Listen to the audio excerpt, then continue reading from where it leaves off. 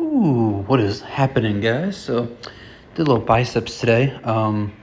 So as you can see, I'm still doing straight bar curls. Yes, I am in a deficit of calories, and I'm still doing my heavy compounds. Now, this isn't heavy for me. I'm just taking it nice and slow, still adding that weight in there. So at the end of every set, I kind of did a few cheat reps just to kind of keep that weight in.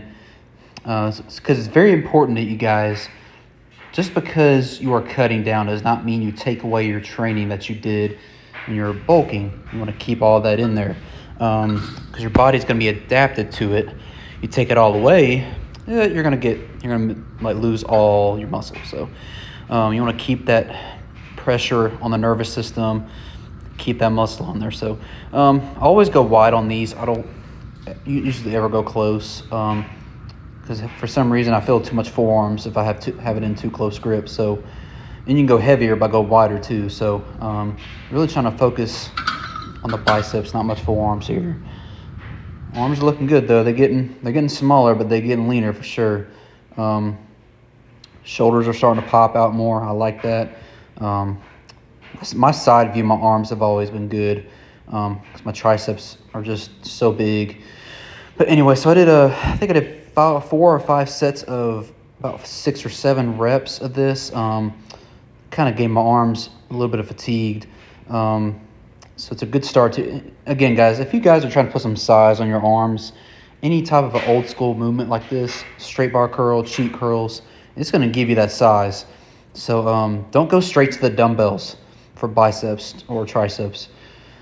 If you want bigger triceps, go to some close grip bench, put some thickness on there, So, all right, guys. So preacher curls. I often don't do preachers with the easy bar. I just don't feel it that often in my biceps that much. I love doing preachers with dumbbells though. I just feel like I can get better results by standing up when I do these curls instead of having it placed on a preacher set. But I just like to change it up every now and then. Something my arms aren't used to. I do that every so often. If you do the same workout every day, it's just, one, it's boring and it won't be fun. And it's, you kind of want to shock your muscles at some point, right? So, again, I only did 2 or 3 sets of this for about 6 to 8 reps. Didn't go too heavy. Of course, guys, again, when you're in a deficit of calories, you still want to keep that weight in there. Especially when you're a natural lifter like myself, you have to make sure that you keep the weight in there and keep your food as high as you possibly can when you start to cut down. Because if you take all that away, you're going to disappear and you're going to become nobody. So you really got to keep the pressure on your body. So that's the only con about being a natural lifter is you take all that shit away, you're going to disappear. So, but yeah, guys, so just keep your training the same when you're cutting and bulking until you're about 5 weeks out. All right, so reverse grip, hitting some brachialis and forearms. So yeah, I did about, and usually on this, guys, I don't use the easy bar car. I'm messing up my words today. The easy bar, I don't use it often with this. I usually just do the regular easy bars without it's a straight easy bar curl I use. So don't use this one that often, but again, I like changing it up. Really, my forearms have really gotten better by doing this movement the last few months, especially the top part of my forearm. The bottom part came from my back day because I don't wear straps. So, because my grip strength is always a good thing to have. Again, I did about 2-3 sets of this, about 6 to 8. My rep range today was about 6 to 8. I didn't go high reps. I'm not really training high reps yet till about 5 weeks out. So about 3 weeks from now, I'll start adding more reps in. But I'm doing a lot of different exercises since I'm starting to cut down. So you got to add in certain exercises like the secondary stuff. Like this is a secondary exercise here.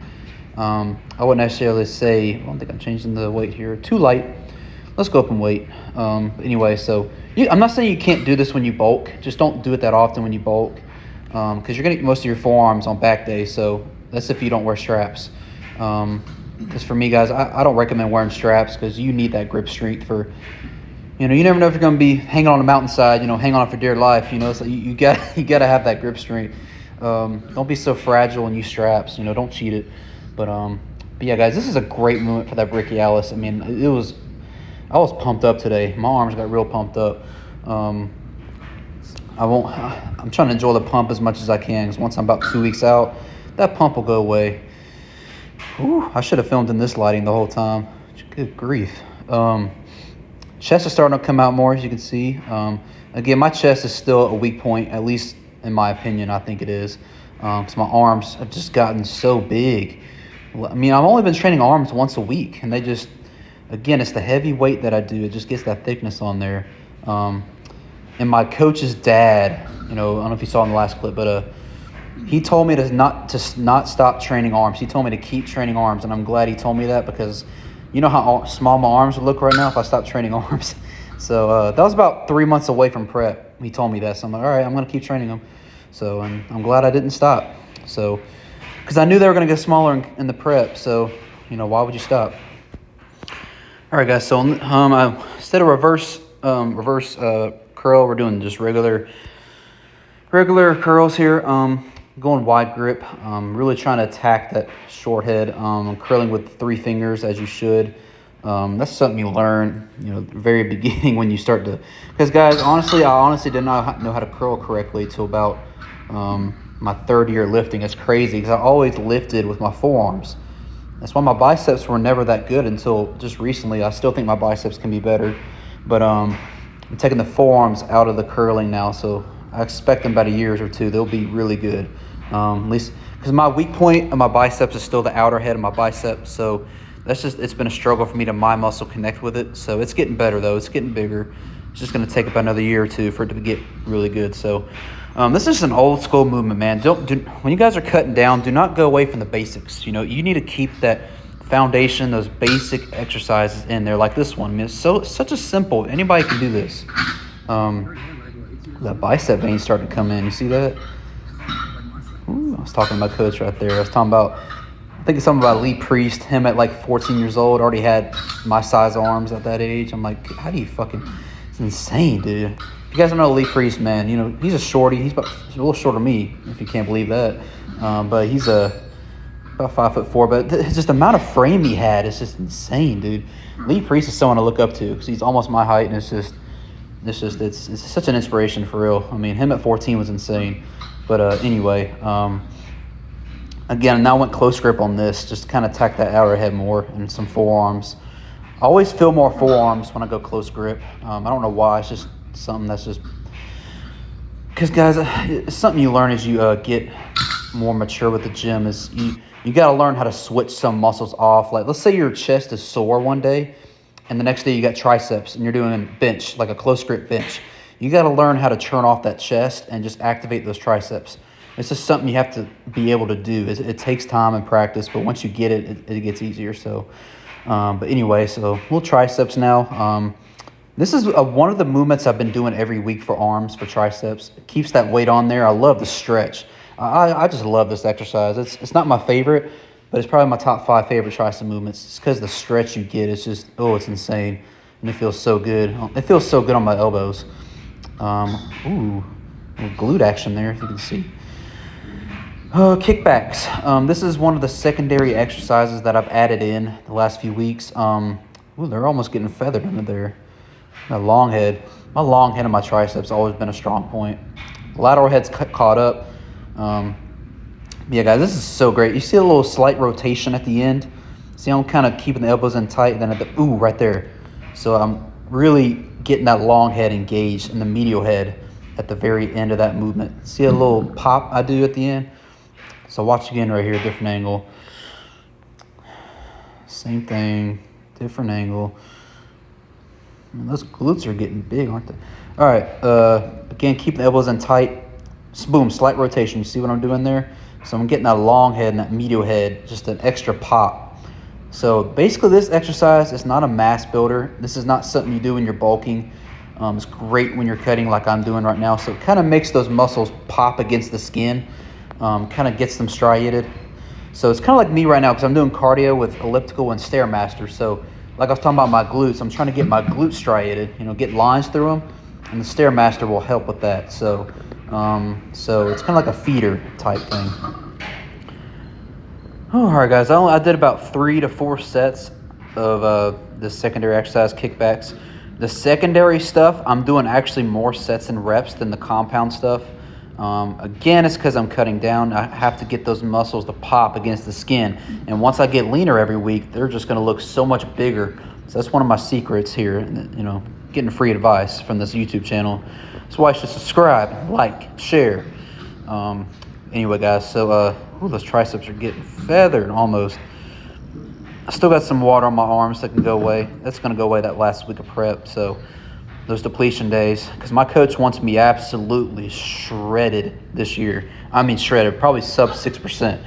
So, and I got a photo shoot in August, so I got to really dial in these next few months. So, all right, spider curls.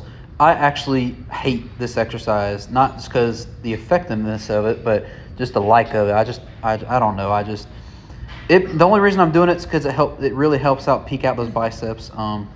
Again, not a mass builder, but it will make your biceps look pretty and beautiful. So it helps just get that roundness, that pretty roundness to your biceps. Again, see how far up I'm hunched over? So if I'm sitting too far back, I feel like I'm not controlling the weight as much because I get too jerky with it. But when I'm sitting, like, my lower chest is hanging on the edge of that seat. So with that, I'm able to really get those arms out in front so I can really peek those out. I went only 30 pounds here. Again, not going heavy. It actually felt heavy for me today. I don't know why. It just felt heavy today, everything. Just prep's getting to me a little bit. You're going to get a little weaker. Don't let it get in your head, though. All right, now pay attention to this exercise here. So it looks a little different than you guys. Very, very advanced movement here.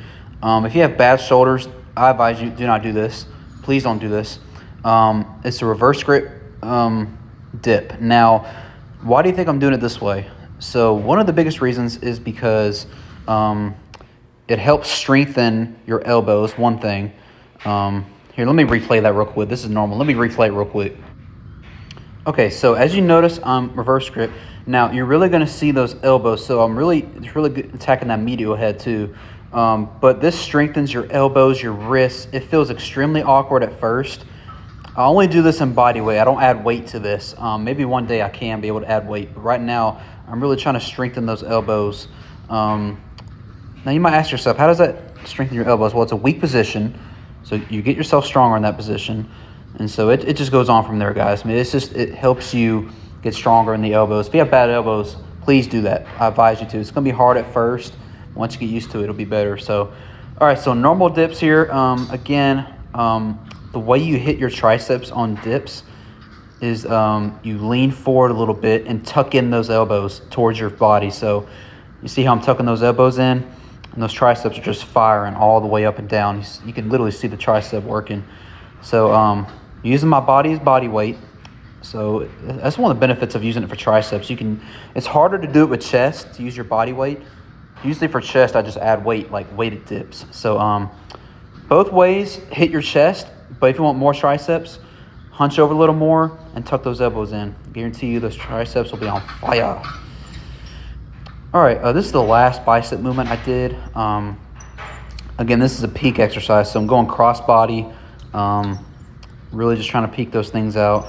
Again, not a mass builder, not a bulking exercise. We want some pretty biceps, do that. All right, now we're off to abs. All right, guys, so ab training is every day for me right now, or I think 5 days a week, sorry. So here, lower abs, I'm focusing. See where I'm placing my hands right on the lower abs? So that just helps. One, it helps with my vacuum, because as I'm going up, I'm releasing all of my air. So as I'm on the way down, I'm sucking in all the air. And then once I get up the top of the movement, I'm releasing it. So helps with the vacuum, and two, it's great for the lower abs. Always start your abs training with lower abs. All right, so this one, very good for those obliques. Now, I advise you guys, do not do obliques in the off season. Do not. You will get a thick waist, and that's not what you want. Because I never trained a muscle before that didn't grow. So if you're gonna train your sides. I see people do side bends in the gym. I'm like, what the hell are you doing, dude? Then you're gonna get a thick waist from that. It's not gonna tone it, it's gonna thicken it.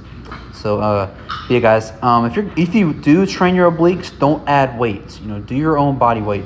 And I only train obliques when I'm about 8 weeks out. So at this point, the obliques are just gonna pop. They're not gonna grow. They're gonna push against the skin, which is what you want. So you get those little lines. Here's another angle. So again, sucking all the air out on the way up and then breathing it back in on the way down. Again, I always put the opposite hand where I'm trying to work, so it helps you mind muscle connect as well. So not a very easy exercise. It's actually pretty hard to do. Don't go all the way down except for that last rep like I am right here. Boom. So then I switch sides.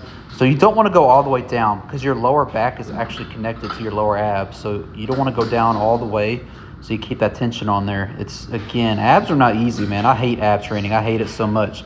Another reason why I hate cutting, because abs are just a necessity to train when you're cutting. So unless you just want terrible abs, it's up to you.